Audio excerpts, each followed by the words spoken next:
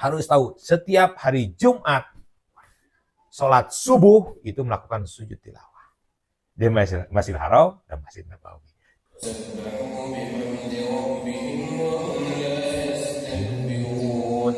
Nah, si imam langsung sujud, Allahu Akbar.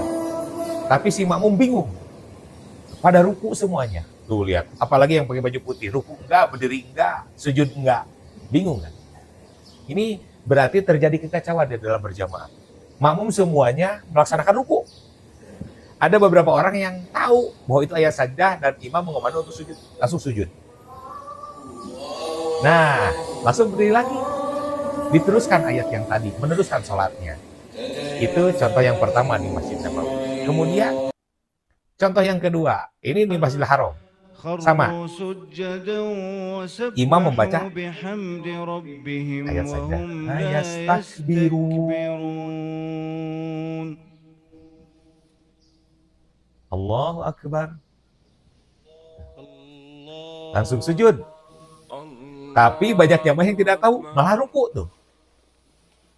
Habis ruku, ada yang i'tidal langsung sujud karena orang lain pada sujud.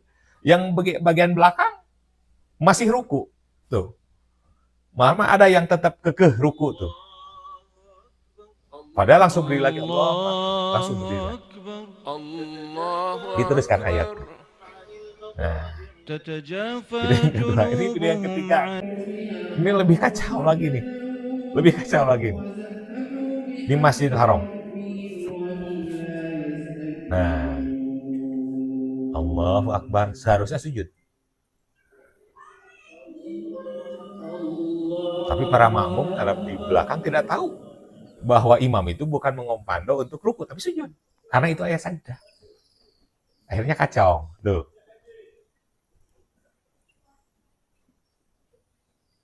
Ada orang yang tahu diteruskan sujud, tapi dia sudah rukun duluan. Artinya menambah rukun. Berdiri lagi.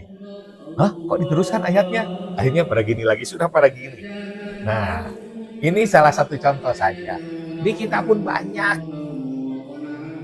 Yang akhirnya apa? Yang kita bisa lihat dari 3 video ini sebagai contoh. Artinya, terjadi kekacauan di dalam berjamaah yang mengakibatkan makmum-makmum ya, para jamaah ini batal sholatnya. Karena apa? Pertama, menyelisihi imam. Yang kedua, menambah rukun. Karena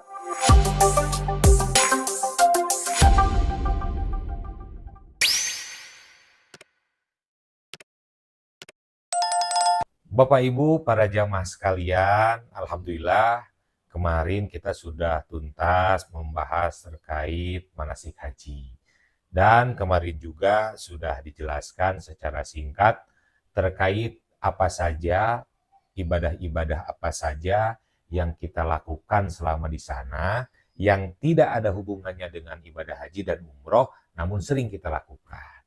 Kemarin sudah dibahas terkait sholat jenazah, di mana sholat jenazah itu dilakukan oleh kita baik di Masjid Nabawi atau Masjidil Haram setiap kita selesai melaksanakan sholat fardu, biasa dipandu oleh imam. Karena apa? Karena memang di sana itu yang meninggal itu pasti ada, karena memang jamaahnya juga banyak, jutaan dari seluruh dunia gitu. Yang meninggalnya itu ada aja.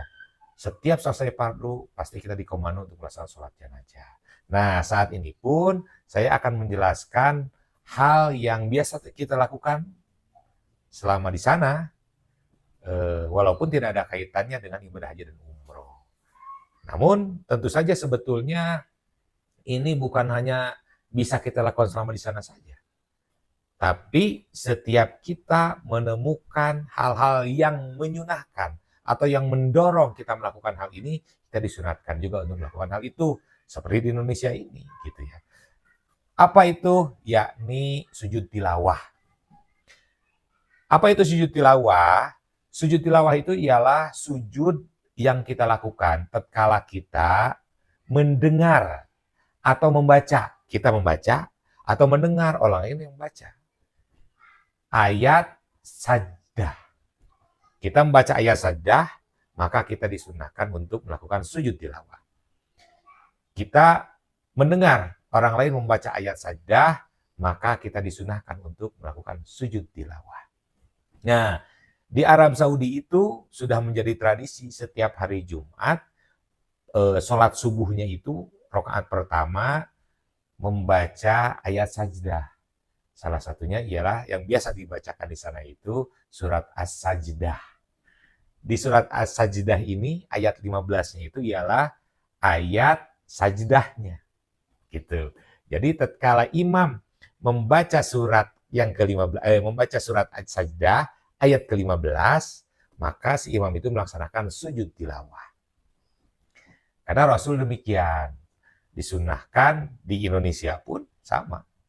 Setiap hari Jumat subuh itu disunahkan membaca surat As-Sajdah atau ayat-ayat lain, surat-surat lain yang ada ayat sajdahnya. Konsekuensinya, ketika mendengar surat itu atau ayat sajdah tersebut, maka kita langsung melaksanakan sujud tilawah. Nanti saya jelaskan. Karena Bapak Ibu sekalian perlu memahami hal ini supaya tidak terjadi kekacauan. Salah satu contohnya, tolong perhatikan video ini.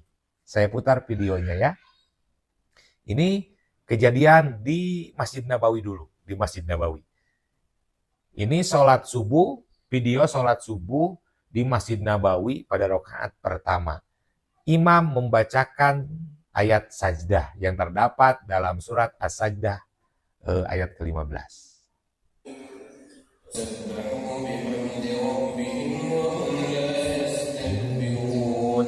Nah, si imam langsung sujud, Allahu Akbar.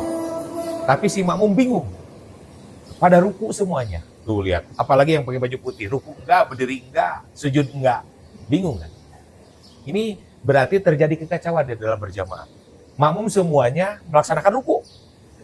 Ada beberapa orang yang tahu bahwa itu ayat sajdah dan imam mengomando untuk sujud, langsung sujud. Nah, langsung berdiri lagi. Diteruskan ayat yang tadi, meneruskan sholatnya. Itu contoh yang pertama di Masjid Nabawi. Kemudian, contoh yang kedua, ini di Masjidil Haram. Sama. Imam membaca ayat sajdah. Ayastakbirun. Allahu Akbar. Langsung sujud. Tapi banyak jamaah yang tidak tahu, malah ruku tuh.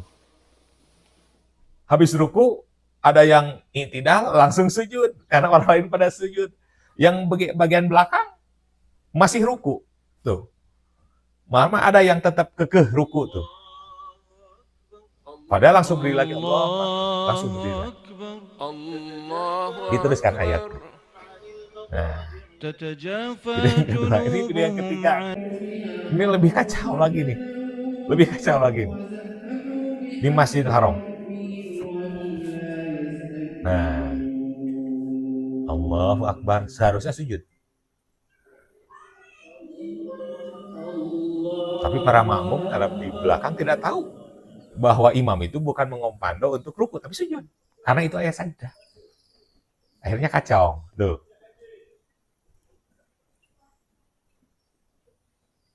Ada orang yang tahu diteruskan sujud, tapi dia sudah rukun duluan. Artinya menambah rukun. Berdiri lagi. Hah? Kok diteruskan ayatnya? Akhirnya pada gini lagi, sudah pada gini. Nah, ini salah satu contoh saja. Di kita pun banyak. Yang akhirnya apa? Yang kita bisa lihat dari 3 video ini sebagai contoh. Artinya, terjadi kekacauan di dalam berjamaah. Yang mengakibatkan makmum-makmum ya, para jamaah ini batal sholatnya. Karena apa? Pertama, menyelisihi imam. Yang kedua, menambah rukun. Karena di dalam sholat berjamaah itu, hukumnya wajib kita mengikuti imam. Pas imam sujud, kita wajib mengikuti imam sujud. Gitu. Nah, yang kedua menambah rukun. Ada yang ruku, setelah ruku, wah kok sujud orang lain? Berarti saya tidak itidal. Itidal dulu, terus sujud, menambah beberapa rukun. Bagaimana solusinya? Solusinya yang pertama, kita harus tahu ilmunya. Apa itu sujud tilawah? Bagaimana tata cara sujud tilawah? Apa yang mengharuskan kita sujud tilawah? Dan seterusnya, dan seterusnya. Paham ilmu itu. Sehingga saya berpesan kepada jamaah KBH An-Nur, khusus KBH An-Nur yang mau berangkat tahun ini.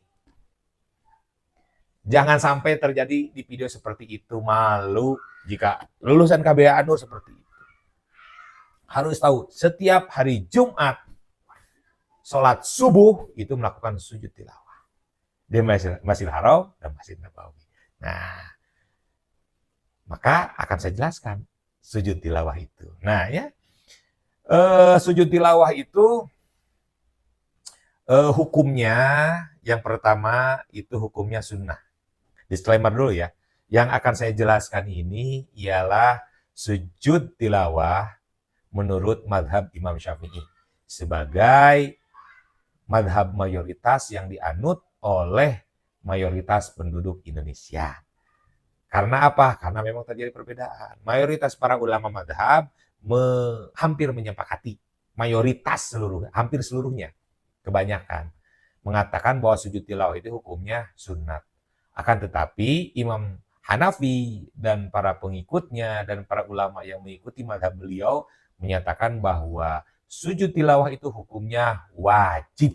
Sehingga tatkala ada ayat yang dibacakan atau yang diperdengarkan ayat tersebut, ayat sajdah, maka harus melaksanakan sujud tilawah. Jika tidak sujud, berarti berdosa.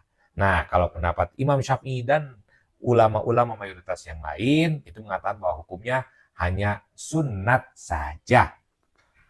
Sebagaimana dalam hadis yang diriwayatkan oleh Ibnu Umar, kata beliau, karena Rasulullah SAW yaqra'u alaina al-Qur'an fa idza marra bis sajdati kabbara wa sajada wa sajadna ma'ahu. Hadis yang diriwayatkan oleh Abu Dawud ya. Nah, kata Ibnu Umar begini, kata putranya Umar bin Khattab, bahwa Rasulullah SAW itu suatu ketika membaca ayat Quran. Tatkala beliau melewati ayat sajdah, maka beliau bertakbir dan bersujud. Dan kami pun, kata Ibnu Umar, ikut bersujud bersama Rasulullah SAW. Hadis sahih. Itu salah satu dasar hukum. Nah, menurut para ulama hukumnya sunat. Artinya tatkala dilakukan maka mendapatkan pahala, tatkala tidak dilakukan itu tidak apa-apa. Akan tetapi tatkala dilakukan di dalam sholat, maka kita harus mengikuti imam. Tatkala imam melakukan, maka kita pun harus melakukan. Tatkala kita menyelisihi imam, maka hukumnya menjadi batal sholatnya dan dosa. Gitu. Walaupun dibacakan ayat sajdah, tetapi imam tidak melakukan sujud tilawah, maka kita jangan hihidengan, jangan berinisiatif untuk melakukan sujud tilawah. Karena apa? Kita posisinya sebagai makmum, mengikuti imam. Imam tidak melakukan, jangan kita lakukan. Toh ini perbuatan sunat. Jangan sampai gara-gara perbuatan sunat kita melakukan hal yang menjadi haram, hal yang diharamkan, yang berkonsekuensi terhadap batalnya sholat kita. Kapan waktunya sujud tilawah itu? Sujud tilawah itu dilakukan kapan saja, baik sewaktu kita sholat atau di dalam sholat ataupun di luar sholat, selama kita mendengar atau membaca ayat-ayat sajdah di dalam Al-Quran. Apa saja ayat sajdah itu? Nah, sebelum kita menyebutkan ayat-ayat sajdah itu, Bapak Ibu sekalian bisa mengetahui di dalam Al-Quran, ayat sajdah itu ditandai dengan logo seperti ini. Tuh. Di akhir ayatnya, ini surat Al-Alaq. Di akhir ayatnya itu ada logo semacam kubah warna hitam. Dan kemudian di bingkai halaman, itu ada huruf atau ada tulisan dalam bahasa Arab sajdah. Itu menyatakan bahwa ayat ini ayat sajdah. Di akhir ayat sajdahnya. Jadi bukan di akhir suratnya, tapi kebetulan saja di surat Al-Alaq ini ayat sajdahnya itu posisinya berada di akhir surat. Tapi di ayat yang lain ada yang di tengah, ada yang di pinggir dan sebagainya. Nah, setiap kita membaca itu maka kita disunatkan untuk melakukan sujud tilawah. Mana saja ayat sajdah itu semuanya ada 15 di dalam Al-Quran itu. Yang pertama terdapat dalam surat Al-A'raf ayat 206. Bunyinya Bismillahirrahmanirrahim. Innalladzina inda rabbika la yastakbiruna an ibadatihi wa yusabbihunahu wa lahu yasjudun. Kemudian yang kedua ialah surat Ar-Ra'd ayat 15. Walillahi yasjudu ma fis samawati wal ardi taw'an wa karhaw wa dhilaluhum bil ghuduwi wal asal. Kemudian yang ketiga dalam surat An-Nahl ayat 50. Yakhafuna rabbahum min fawqihim wa yaf'aluna ma surat Al-Isra. Yang keempat surat Al-Isra ayat 109. Wa yakhiruna lil adqani yabkuna wa yaziduhum khusyu'a. Nah, yang kelima ialah terdapat di surat Maryam ayat ke-58. Ulaikal ladzina an'amallahu 'alaihim minan nabiyyin min dzurriyyati Adam wa mimman hamalna ma'a Nuh wa min dzurriyyati Ibrahim wa Israil wa mimman hadaina wajtabaina idza tutla 'alaihim ayatur rahmani kharru sujjadaw wa bukiya. Nah, itu yang kelima di surat Maryam ayat 58. Kemudian yang keenam di surat Al-Hajj ayat 18. Alam taro annallaha yasjudu lahu ma fis samawati wa ma fil ardi wasyamsu wal qamar wasyamsu wal qamaru wan nujumu wal jibalu wasyajaru wad dawabu wa katsirum minan nas wa katsirun haqqa alaihil adzab wa may yuhinillahu fama lahu min mukrim innallaha yaf'alu ma yasha. Sujud tilawah. Itu surat Al-Hajj ayat 18. Kemudian selanjutnya surat Al-Hajj juga ayat 77. Ya ayyuhalladzina amanu ruk'u wasjudu wa'budu rabbakum waf'alul khaira la'allakum tuflihun. Nomor ke-8 surat Al-Furqan ayat 60. Wa idza qila lahum usjudu lirrahmani qalu wa marrahmanu anasjudu lima ta'muruna wa zadahum nufura. Selanjutnya yang ke-9 surat An-Naml ayat ke-26. Allahu la ilaha illahu rabbul arsyil azim. Selanjutnya yang ke-10 surat As-Sajdah ayat 15. Ini yang dibacakan di video tadi, video waktu di Masjidil Haram, video waktu di Masjid Nabawi, dan ini ayat yang sering dibacakan oleh Nabi setiap subuh di hari Jumat. Innama yu'minu bi ayatina alladzina idza dzukiru biha kharru sujjadaw wa sabbihu bihamdi rabbihim wa hum la yastakbirun. Nah, tadi yang dibacakan tadi ya. Ini yang ke-10. Kemudian 11. Ayat sajdah yang ke-11 itu terdapat dalam surat Shad ayat 24. Qala laqad dhalamaka bisu'ali na'jatika ila ni'ajih wa inna katsiran minal khulata'i la yabghi ba'duhum 'ala ba'd illa alladhina amanu wa 'amilus salihati wa qalilum ma hum wa dhanna Dawud annama fatannahu fastaghfara rabbahu wa kharra raki'an wa anab. Selanjutnya yang ke-12 surat Fussilat ayat 38. Fa inistakbaru falladzina 'inda rabbika yusabbihuna lahu bil-laili wan-nahari wa hum la yas'amun. Selanjutnya yang ke-13 surat An-Najm ayat 62. Fasjudu lillahi wa'budu. Yang ke-14 surat Al-Insyiqaq ayat 21. Wa idza quri'a 'alaihimul qur'anu la yasjudun. Nah, yang terakhir surat Al-Alaq ayat 19 ayat terakhir. Nah, ini sebetulnya di kita di Indonesia karena di Indonesia ini sudah sering atau sudah terbiasa dalam melaksanakan sholat itu membaca surat-surat pendek di juz amma. Nah, surat Al-Alaq ini atau Iqra gitu, sering dibacakan. Namun sayang sekali banyak orang tidak memanfaatkan kesempatan bahwa ayat ini ayat sajdah sehingga kita sunnahnya melakukan sujud tilawah. Mungkin karena ketidaktahuan gitu. Itulah pentingnya ilmu. Tapi saya berhusnudon bukan karena ketidaktahuan. Saya berhusnudon gitu ya. Mayoritas umat Islam Indonesia mengetahui bahwa itu ayat sajdah dan sunat melakukan sujud. Akan tetapi mungkin tidak sempat saja gitu ya. Nah, padahal ini bisa kita lakukan.